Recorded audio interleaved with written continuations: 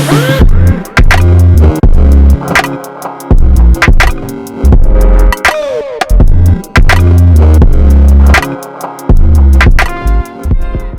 everybody. My name is Sheleka Laseter, and I am the Collections and Exhibitions Coordinator at AEIVA. And I am here doing our face-to-face program with Lily Reeves. She is a local multimedia artist here in Birmingham, Alabama. So to start, can you tell us a little bit about your background? Yeah, so I grew up in Alabama. I moved to Birmingham for high school, and then I went off to, well, I went to actually Montevallo for a couple of semesters, and then I transferred to Alfred University in upstate New York to pursue my BFA, and that was kind of a game changer for me. I went there thinking I was going to be like a production glass blower and make like vases and lamps and stuff like that. And then I ended up really heavily working in the neon studio. So Alfred University is one of maybe like 4 schools in the country that has a neon studio. And so I got a really unique experience making neon in an artistic setting.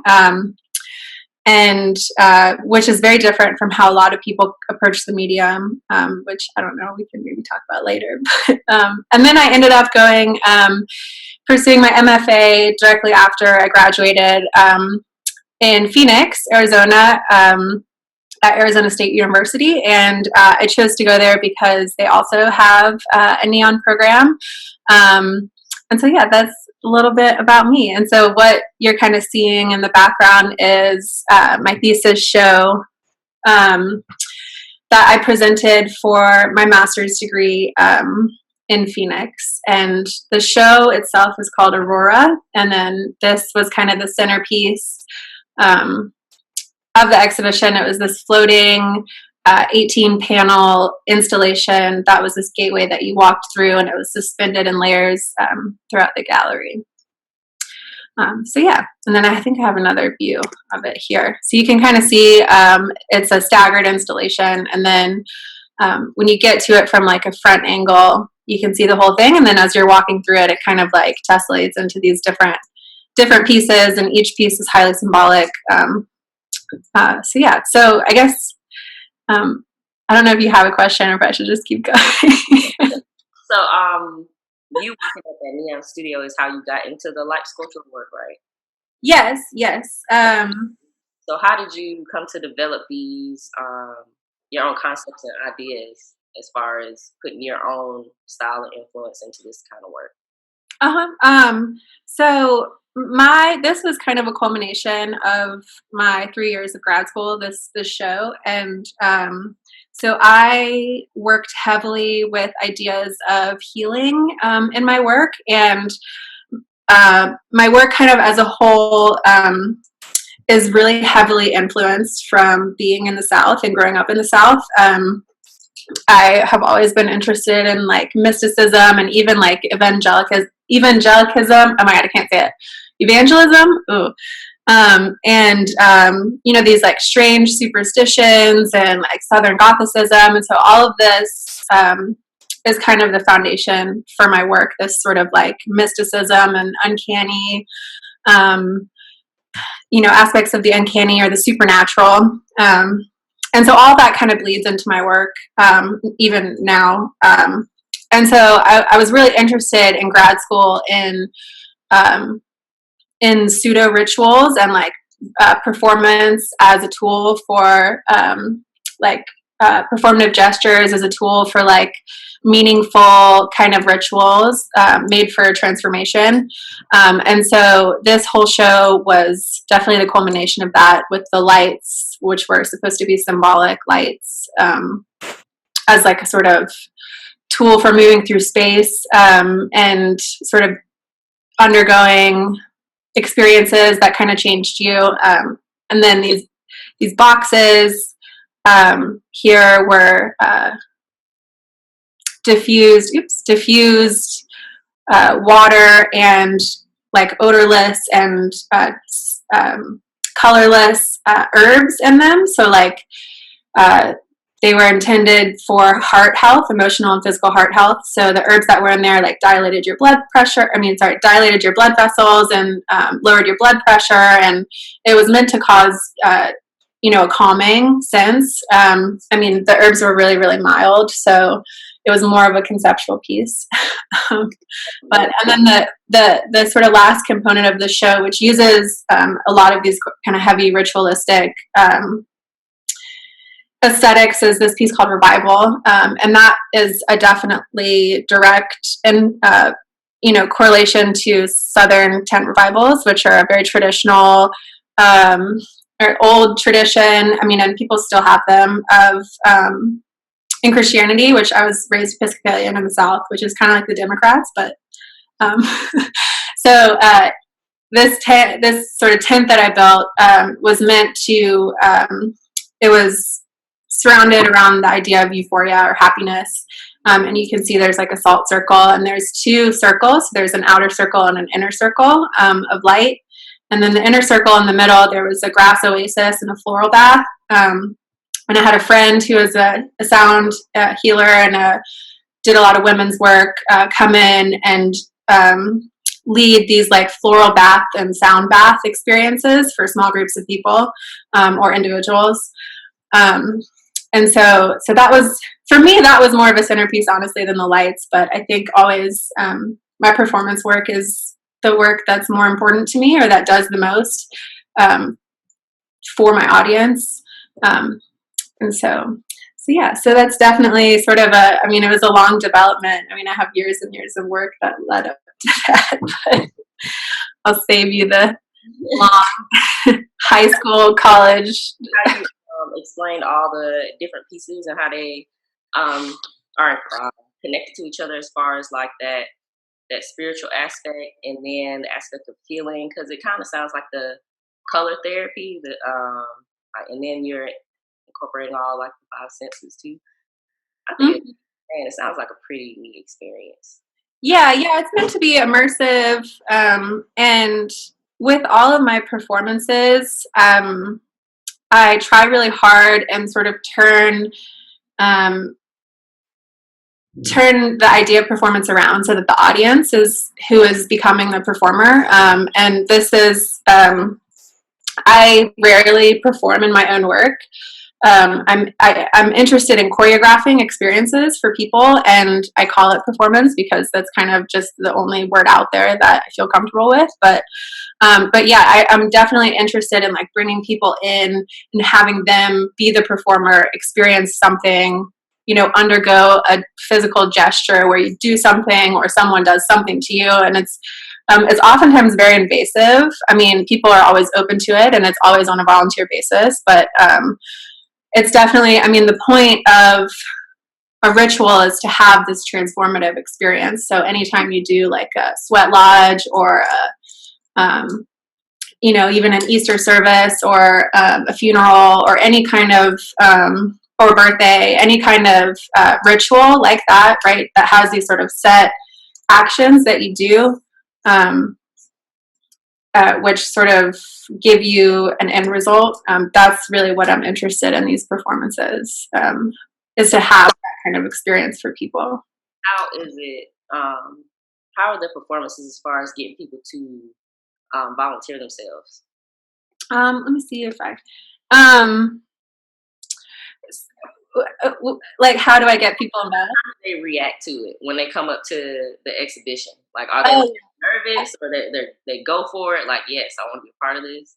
Yeah, each one's different, and the reactions are always a spectrum. I've had people walk out of there and be like, oh, okay, cool. I've had people be like, whoa, she's definitely like doing weird, spooky stuff, like in a same way.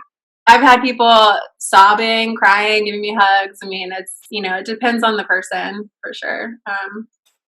But it's always the criers who make me the happiest. So that's the most memorable interaction you've had? Yeah, and it's happened for a few of my performances. Not all of them, but definitely some of them. There's always, someone who has a really emotional reaction, which is really what I want, so yeah, so it's fun. So if you want to talk about like other pieces as well. Yeah. So I guess, I don't know, this is kind of moving post grad school. And I'm trying to see what we have. Okay. Yeah. So after grad school, everything kind of changed, right? Because you're in this really structured environment, and then you're kind of set free. And you're like, oh, I can actually do whatever I want. um, and so I started being more playful with my work. I think definitely in grad school, I was making some really heavy conceptual work. And I just wanted kind of something that was a release from that. And I did a residency in New Mexico where I installed these pieces in the landscape. And that was definitely a really good experience for me to kind of decompress and build just like really fast sketches and put them out in the desert and spend time outside photographing them. And that's kind of when I realized, that how much the desert had changed my work in the 3 years that I was in grad school, and sort of how phenomenology and environmentalism was always a part of me because I was raised by my mom and my grandmother who are avid gardeners, and I was always outside. But it definitely began to like sort of steep through a little bit more. Definitely thinking of like the light and space artists and these people who I look up to as artists, and sort of pushing that boundary, I guess, a little bit, insofar as like using the landscape as a collaborator. So like I built these pieces with mirrors, right, to catch the sun, and they're called sun catchers. And they're pretty big installations, and every night and every morning I would go out and I would shoot for like an hour during the dawn and dusk times to try and like get that light. It worked way better than I thought it would. I mean, so like these pieces are super boring in the daytime and like really pretty ugly, and then like for like that hour at night, when the light comes and catches in the mirrors, it's like it's great. And that's kind of what these pieces for me were about. They're very ephemeral. I didn't want to like leave a mark on the land. And I wanted to sort of highlight the landscape in a way where, I was working with it, and in a way where working without it, there wouldn't be a piece. So, did you go into like your process? Like I saw you mention like sketching. So you start out with like the idea just starts to form and develop in your head, and you start sketching, and then how was the process from there, and then actually creating the pieces, and then installing the pieces? So sketching for me is a little different. I rarely draw ever. Like my sketchbook's full of like lists and not pictures. So and like writing and stuff. So my process is, at least for these pieces, it was like, okay, I have mirrors. I want to catch the sunlight. How do I build a structure? And so I kind of just went out there, and I really quickly made, these weren't really sketches because of the quickness and the ephemerality of them. This piece was made of foam and like pre-cut mirror that I siliconed together and like propped up back here with a piece of rebar, and then this piece was like held up by a log and was curved, and this piece I just stuck into the ground. And this piece was like held up by like another little piece of acrylic. So it was all very like I consider each one of these a sketch, really, even though it's also a finished piece. But because I did a lot of them, and not all of them worked out or looked as good. I have hundreds and hundreds of pictures of other compositions that I tried. Yeah, so you just kind of just try and go until you just get it right. And I call that sketching. So how would you say, how dangerous is working with these lighting factors and trying to get them in the right places and stuff like that? How does that work? It's pretty dangerous. With neon, there's the process is super dangerous, and then working with something that has live electricity in it, is also, there's always a risk of getting shocked. And when you make it, there's always a risk of dying. So yeah, it's pretty dangerous for sure. It's that rush as far as when you're creating it, like everything, you have to be like really tedious and perfect and precise, and when you're placing stuff. So yeah, definitely. I mean, I started off, when I was 15, I was working at Sloss casting metal for their like summary program. So I was always really attracted to like this dangerous kind of like live action element of art that you can't get from just a painting, so yeah. And I think the neon kind of gives me that, it's like, it's almost like it's alive. It has this sort of like real time element to it that I really love. I definitely agree with that. And then I know you wanted to show like the video of one of your works as well. Yeah, so let me see what I have here. So so I know, sorry, I'm trying to get my words together.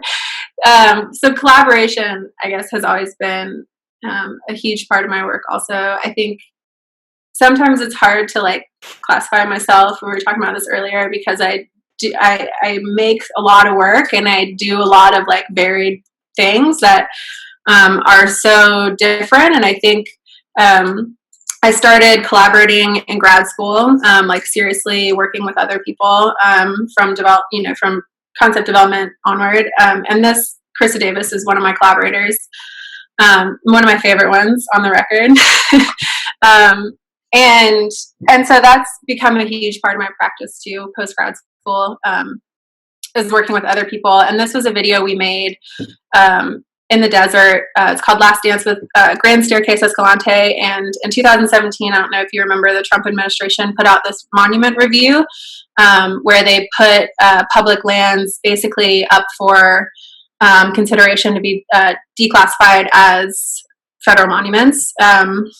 And so one of the biggest proposals was in this park, Grand Staircase Escalante. And I'm just going to go to the video so I can maybe talk while we're doing the video.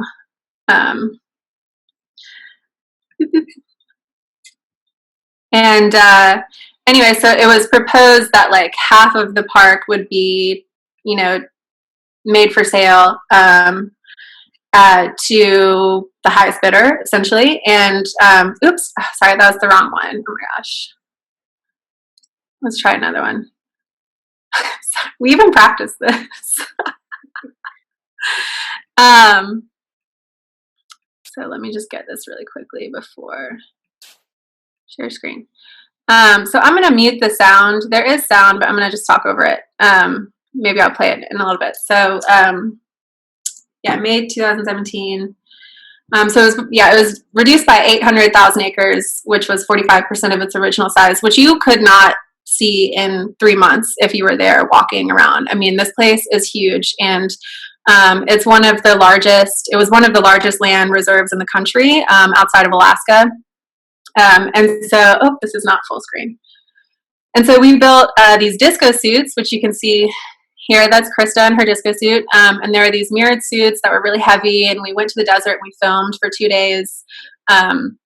This kind of like music video style dance. And the idea was that like, it was kind of similar to when you're at like a party or a disco or a club, and like the DJ comes on, he's like, okay, this is the last song, like before, the party's over and the lights come on and the magic's gone. And so we really wanted to go to the park and explore this area that was about to be lost forever, and preserve it and showcase it in some kind of way. And it's filled with these beautiful canyons, and I mean, it's just like this sound there is like so silent. It's, if you sit quietly in this place, it's like almost overwhelming how quiet it is,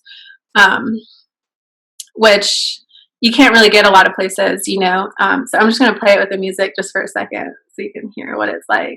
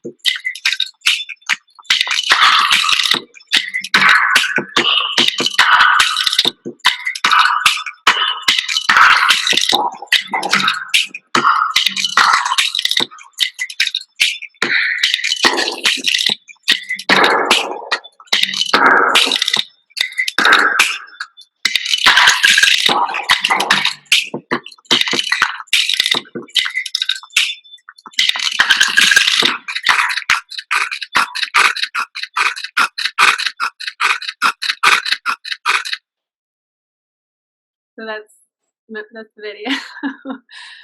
And how many days you said did it take you to record all that? It took us 2 days. We were there for 2 days. So let's see. I have to do this again. And then it took her way longer to edit everything. But yeah. So I feel like that's why I think the performance work is the most important for me. It's like it feels like I'm actually doing something. At least in the case of that piece. But I think that's pretty amazing as far as like making that last like protest as far as politically what's going on in the world at that time. Yeah, and now it's open for mining, and we've lost all of that land, and a lot of it was sacred land to like the surrounding First Nations reservations. So a lot of First Nations lost spaces that they used to be able to go to, and so like it's kind of like their spaces are becoming increasingly smaller and smaller, and the publics. I mean, that was for the American people, that space, and now it's for the private, the privatization of the private sector, which is like so depressing to me. And like no one, can go there. I mean, you can go there now probably, but it's no longer considered public land. So it's kind of sad, but.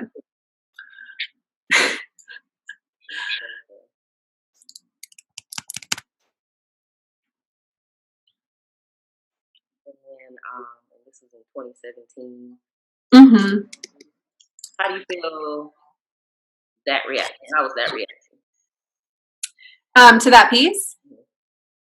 It was interesting. I think the most reaction that we got was when we were in the park filming, talking to people there. I think that actually is a piece that we have not showed as much as some of our other work, but it's online, so it gets. I mean, it's on the internet out there.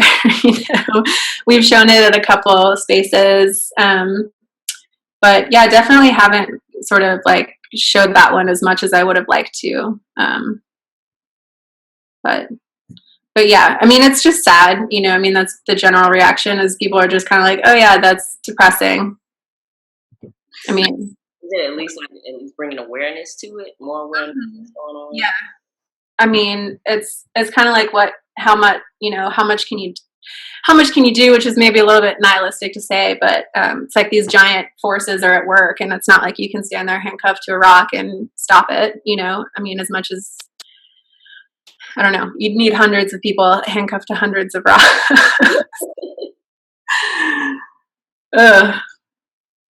Anyway. Tell me about Ice Architect. Yeah, so this is another piece by Krista and I, and this was our third piece and our most recent one. And we call ourselves the Paradise Boys collectively, which is our kind of like band name. But this piece is I'm going to put you through another gruesome screen share adventure. So we'll try that. Just really quick.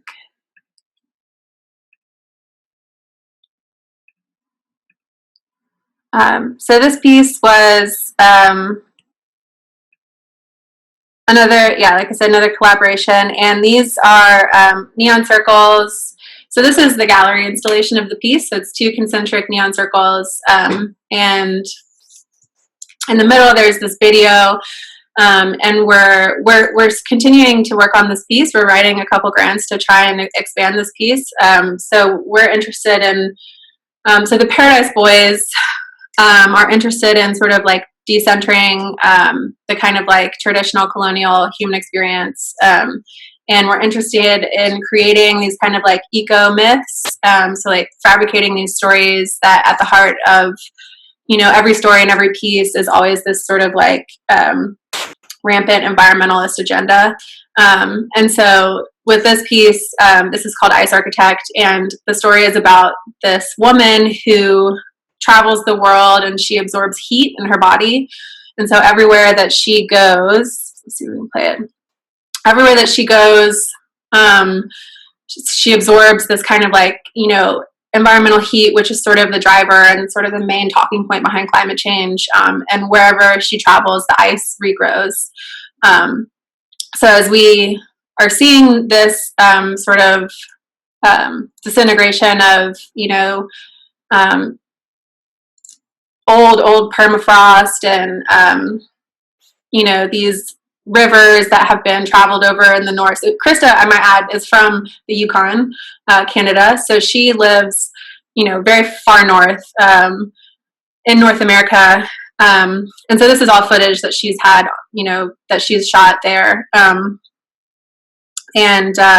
So these rivers, right, that used to melt maybe once a year and then refreeze, and people would use them as roads essentially to get back and forth across villages, are now not refreezing. And so that was kind of the inspiration behind this piece, was to sort of make, see if I can get back here. To make a piece about this sort of woman who is obviously made up, but you know, who sort of takes back the earth and sort of realigns the balance. And we're also interested in sort of like how that, sorry, something was happening. I don't know. And I guess what that looks like. All right. So, what would you say? What kind of impact do you want to have with your work and on the people who do see your work and interact with it? Yeah, I think the main thing is a sort of reintroduction of magic into the world. I mean, that might sound a little trite or whatever, but I think the world is becoming really sort of set and stagnant in its ways, and it's becoming very, very disenchanted. You know, it's like 100 years ago, people would look at something and be like, oh, I don't know. I mean, is caused from a buildup of bile, you know, just make shit up. And it's, you know, but the great part about that, you know, less modern science, but the great part about that is that it sort of fueled imagination, you know, and that's where all of these stories and these myths came from that we, you know, that we sort of, in some cases, base our lives around. So I'm interested in sort of like reintroducing that, you know, and saying like, no, it can be different. I mean, that's why I kind of secretly love this quarantine, you know, because it kind of has put a halt to how things are normally are. And it's kind of showing us that no, like actually things can be different. Things can be any way that you want them to be. And yeah, so humans were always like on the go, running around, and now we have to learn how to like just sit still and be still, but still being able to think outside the box. How can you be more creative? So I play in the garden. It's great. So yeah, and this piece too kind of speaks to that. The multi-species meditation area was from my solo show at Lost Furnaces last year, and I had this space where people could meditate with animals, and their shadows were like projected onto the screen. So yeah, I think anyway, yeah, things can change for sure. Also, I guess with my public art, I mean, same thing, but I just, this was a piece I finished in December. And yeah, I want to remind people that things can be beautiful also. I think that that's definitely a part of, I guess maybe I'll call it re-enchanting of, what I'm trying to do. Just a reminder that like buildings don't have to be square, even though they almost always are. I don't know. Yeah. And I think this is the maybe last one that I have. And this was from my most recent exhibition, which got shut down because of the virus in New York City. I was there like right before all this craziness hit. And Lucia Rafael is an artist who I started collaborating with for this exhibition. And we kind of had the sort of same idea. We wanted to create spaces that's sort of just like an alternate version of reality, just like a beautiful space for people to be in an immersive environment. So we did project videos, and then I did the sculptural installations kind of based on her videos. And in this case, I mean, we started from the ground up working together. But something like this was a video she already had, and then I brought the columns in to like extend the video field, and just creating new spaces for people to be in. And I don't know. I guess that's what artists are for, Yeah. Creating things that other people can't like bring to life. Other people have it in their minds, but then artists are able to pull it out, and then the audience is able to experience it. So, thank you. Well, do you have any other comments you would like to talk about as far as your work? I don't know. I think that's the last image, but I don't know.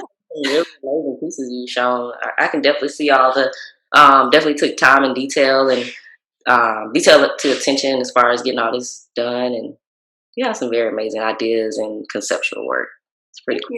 You're welcome. Yeah, I think collaboration is something that I love. And I'm gonna do more of.